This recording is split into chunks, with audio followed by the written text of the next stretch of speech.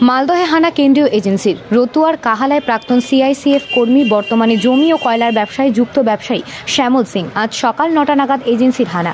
কয়লা পাচার সংক্রান্ত ঘটনায় সিবিআই হানা বলে প্রাথমিক সূত্রে জানা গিয়েছে। তার বাড়িতে বিয়ের অনুষ্ঠান চলছে, আগামীকাল তার ভাইজির বিয়ে। আর এরই মধ্যে কেন্দ্রীয় এজেন্সির হানা। এজেন্সির আধিকারিকেরা বাড়ির ভেতরে জিজ্ঞাসাবাদ চালাচ্ছেন। বাড়ির প্রত্যেক সদস্যের মোবাইল বাজেয়াপ্ত করা হয়েছে। বাড়িতে রয়েছে শ্যামল সিংও।